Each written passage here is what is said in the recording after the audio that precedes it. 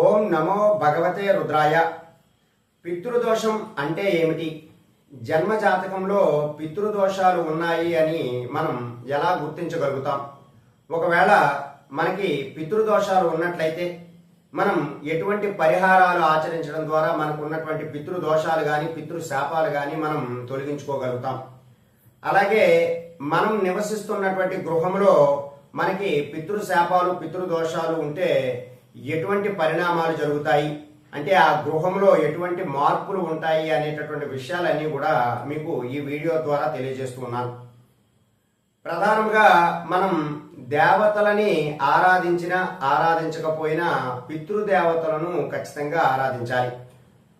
వారికి మన ముందు తరాల వారు ఎవరైతే కాలం చేసి ఉంటారో వారికి తప్పనిసరిగా తర్పణాలు విడిచిపెట్టడము, పిండ ప్రధాన కార్యక్రమాలు లాంటివి చేయడము లాంటివి చేస్తూ ఉండాలి.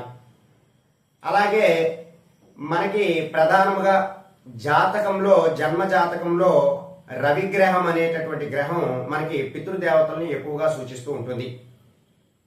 ఇటువంటి రవిగ్రహము రాహుతో గాని కేతువుతో గాని లేదా శనేశ్వరుడితో గాని సంబంధం కలిగి ఉన్నట్లయితే ఖచ్చితంగా ఆ జాతకుడికి పితృదోషం అనేటటువంటిది ఉంటూ ఉంటుంది. అలాగే మనకి జన్మ జాతకంలో ద్వాదశ భావాలు ఉంటాయి, 12 భావాలు. ఆ 12 భావాలలో కూడా 2వ భావం అనేటటువంటిది కుటుంబ స్థానం. ఆ కుటుంబ స్థానంలో శనిగ్రహం ఉన్నా సరే మనకి పితృదోషం ఉన్నది, ఆ జన్మ జాతకుడికి పితృదోషం కలిగి ఉన్నాడు అని మనం నిర్ధారించుకోవచ్చు. అయితే ఈ యొక్క పితృదోషాలు కానీ పితృశాపాలు కానీ మనకి ఉన్నప్పుడు మనం ప్రధానంగా తర్పణాలు విడిచిపెట్టడము, అలాగే పిండ ప్రధాన కార్యక్రమాలు చేయించడము కూడా చేస్తూ ఉండాలి. అయితే ఇవి ఎప్పుడెప్పుడు చేయాలి, వారు ఎప్పుడు కాలం చేశారో మనకు తెలియదు, లేదా వారు ఎలా కాలం చేశారో ఏ విధంగా కాలం చేశారో కూడా వారి తిథి కూడా మీకు తెలియనటువంటి పక్షంలో మీరు అమావాస్య తిథి నాడు కానీ పౌర్ణమి తిథి నాడు కానీ మీరు పితృదేవతలకి ఈ యొక్క తర్పణ పూజలు కానీ లేదా పిండ ప్రధాన కార్యక్రమాలు కానీ చేసుకోవచ్చు.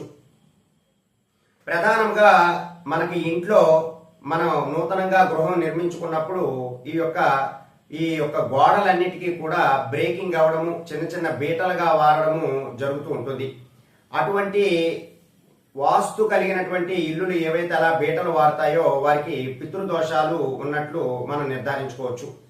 అలాగే మనం ఎక్కువగా ట్యాప్స్ దగ్గర నీరు కారుతూ ఉంటుంది. అటువంటి నీరు కారుతున్నా సరే మనకి పితృదోషాలు వల్లనే ఆ ఇబ్బంది కలుగుతున్నది అని మనం నిర్ధారించుకోవచ్చు. అంటే ఎన్నిసార్లు బాగు చేసినా సరే ఏదో ఒక రూపంలో డ్రాపు అలా నీరు వేస్టేజ్ అవుతున్నా కూడా మనకి పితృదోషం ఉన్నట్టుగా భావించవచ్చు. అలాగే ఆకస్మికంగా మనం వంట వండుతున్నటువంటి సమయంలో పాలు మనకి తెలియకుండా పొంగిపోతున్నా సరే అప్పుడు కూడా మనం పితృదోషాలు ఉన్నట్లుగా మనం భావన చేయాలి.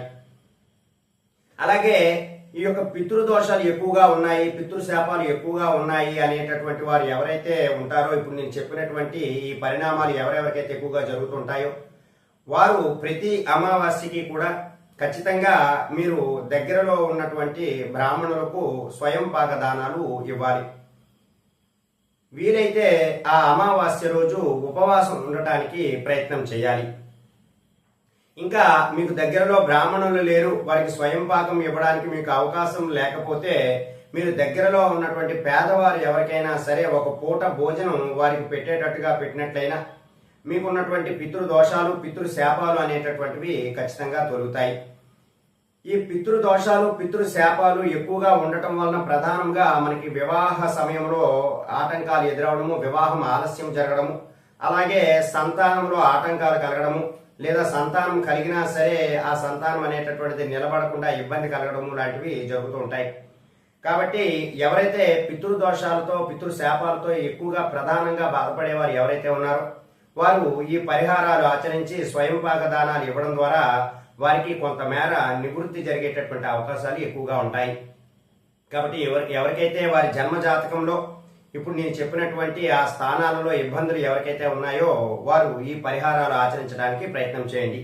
సర్వే జనా సుఖినో భవంతు. శుభం.